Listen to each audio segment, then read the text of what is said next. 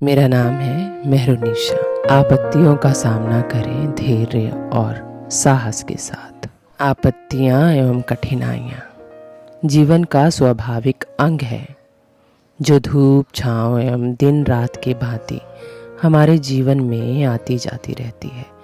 लेकिन जब ये आती है तो हम इनका सामना कैसे करते हैं, इनसे कैसे निपटते हैं, इनके प्रति हमारी प्रतिक्रिया क्या रहती है, इसके आधार पर हमारे जीवन की दशा दिशा निर्धारित होती है। यदि हम एक सजग जिज्ञासु की भांति धैर्य एवं साहस के साथ इनका सामना करते हैं, इनसे ज़रूरी सबक लेते हुए आगे बढ़ते हैं, तो जीवन के ये कठिन पल हमें जीवन जीने की कला का महत्वपूर्ण शिक्षा देकर जाते हैं। अन्यथा वे हमें तोड़कर जीवन में कटुता का समावेश कर अस्तित्व के तार को और उलझा कर जाते हैं। आम आदमी आपत्तियों के आने पर घबरा जाता है, उसके हाथ पैर फूल जाते हैं, कई तो रोना धोना शुरू कर देते हैं। लगता है कि भगवान ने हमारे ऊपर ये कैसी बिजली गिरा डाली। व्यक्ति अपना होश खो बैठता है। ऐसी ही आपत्ति एक दंपत्ति के जीवन में बिन बुलाए आन पड़ी थी। राजेश और सुनीता दोनों ही काम करते थे, दोनों की तनख्वाह कुछ खास नहीं थी। कैसे तैसे करके तो गुजारा हो रहा था। तभी राजेश को राजेश की कंपनी ने ये कहते हुए निकाल दिया कि तुमसे कम वेतन में एक नौजवान हमें मिल गया है, अब तुम्हारी यहाँ ज़रूरत नहीं है। राजेश शाम को घर आया। उसने सुनीता से कहा कि मेरी नौकरी चली गई है, अब तुम्हारी ही नौकरी पर हमारा गुजारा होगा। पर सुनीता की इतनी तनख्वाह कहाँ थी जिससे पूरा घर चल सके। सुनीता ने कहा, ठीक है, जब तक तुम्हें दूसरी नौकरी नहीं मिल जाती हम थोड़े से पैसों में गुजारा कर लेंगे, तुम चिंता मत करो। जैसे तैसे उनके दिन गुजर ही रहे थे, तब तक शहर में लॉकडाउन हो गया। दोनों की जिंदगी मानो जैसे नर्क बन गई हो।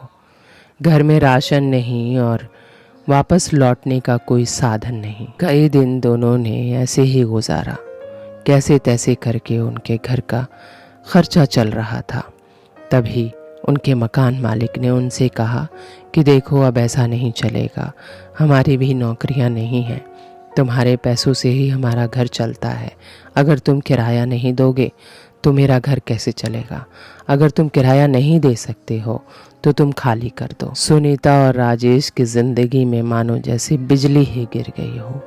उनकी जिंदगी इतनी मुश्किल हो गई थी कि हताशा उनके चेहरे पर साफ दिख रही थी। वास्तव में किसी भी आपत्ति के आने पर व्यक्ति का आशंकित मन अपने स्वभाव के अनुरूप चीजों को बढ़ा चढ़ाकर देखने लगता है। सुनीता और राजेश भी उसी दुविधा में फंसे हुए थे। रोज उनके मकान मालिक निकाल देने की धमकी देती, घर में राशन खत्म हो जाने का डर और बीमारी के चपेट में खुद आ जाने का डर, पैसा खत्म हो जाने का डर। इस डर और इस हताशा में दोनों ने जीने की इच्छा छोड़कर मृत्यु को गले लगा लिया। दोनों ने आत्महत्या कर ली। लॉकडाउन के दौरान तो न जाने कितनी सुनीता और राजेश ने ये रास्ता अपनाया। किसी भी हताशा और निराशा का अंत मौत नहीं होती। आपत्तियों के आने पर व्यक्ति घबरा जाता है, उसके हाथ पैर फूल जाते हैं, कई तो रोना धोना शुरू कर देते हैं। लगता है कि भगवान ने हमारे ऊपर ये कैसी बिजली गिरा डाली। व्यक्ति अपना होश खो बैठता है। इससे बचने या इसे टालने की यथासंभव प्रयास करता है, लेकिन जब वह चली जाती है और इनका समय बीत जाता है तो फिर इन्हीं को याद करके व्यक्ति हंसता है। उनकी कथाओं को, अपने साहस के किस्सों को बड़े मनोरंजन के साथ आनंद लेते हुए अपने मित्रों, दोस्तों, नाती पोतों के बीच सुनाता है। वास्तव में किसी भी आपत्ति के आने पर व्यक्ति का आशंकित मन अपने स्वभाव के अनुरूप चीज़ों को बढ़ा चढ़ाकर देखने लगता है। यदि व्यक्ति अस्पताल में भर्ती है तो आशंकित मन छोटी सी बीमारी या किसी अंग अवयव के कष्ट के इर्द गिर्द कल्पना का जाल बुनना शुरू कर देता है। बुरे से बुरे विकल्पों के बीच मन झूलने लगता है।